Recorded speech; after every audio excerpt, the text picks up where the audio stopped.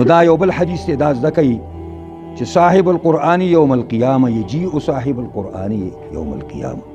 د قرآن والا به، د قرآن طالب او عالم به د قیامت په ورځ باندې براشي او یاره تړلی وي، اوس تړلی وي، کاته خرابه ده. ویقول القرآن یا رب حله، قرآن بوی الله ویس پڑھے دا بندونه تلر کا نو اوبس پڑھ دیشی فیلبس تاج الکرامه، دا عزت یو تاج ورته پر سر باندې کیږي، دا عزت یو تاج ورته پر سر کیږي. ثم یقول به ورته وی بیا قرآن وی یا ربی زده خدا نور، دا خود اخلاص کا کنه، بندونه ایت اخلاص کا، تړلی او جهنم ته اچو، او تاج د عزت ورته په سر کې خو لږ نور مولا زیات، یا رب ارض عنه، الله دنه راضي شه، فيرضى عنه، الله به راضي شه. اوس هم قرآن نه ډډې ته کېږئ چې بندونه به درته پراته وي په لاسونو خپو کې، او قرآن به راشي الله ویس پړه وبس پړ دی شي، تاج الکرامت ورته کېښودی شي، بیا به قرآن په دې بس نه کوي، قرآن وی الله ورته نورم زیات کړه عزت، الله راضي شته، الله به دې راضي شي. او چانه چې الله راضي شو دغه به هېڅ کمی نه، غرق هغه خلق دی،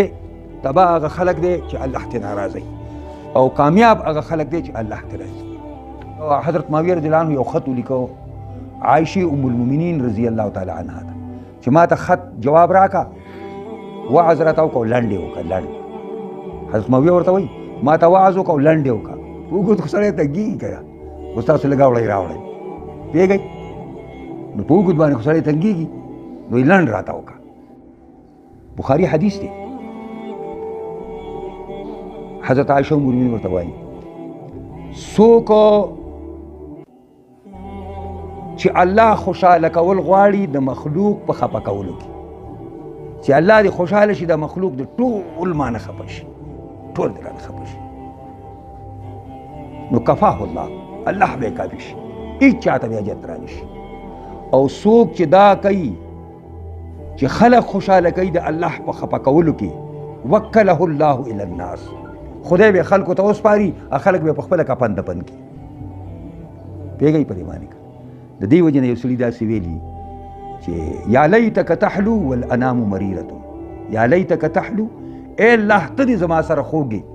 ته دې زما سره خوږې، والانام مریرة، دا خلک دې ټول تراخی،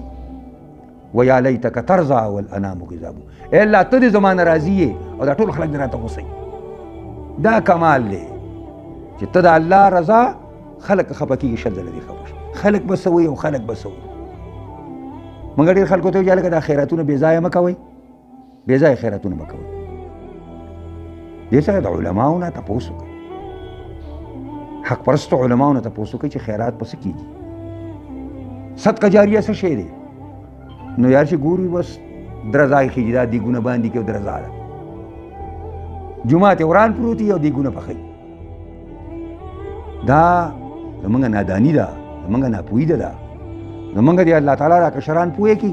چې په مونږ پسې بیا داسې طریقه باندې کار کوي چې هغه مونږ ته یو همیشه د هغې هغه پیدې را رسي.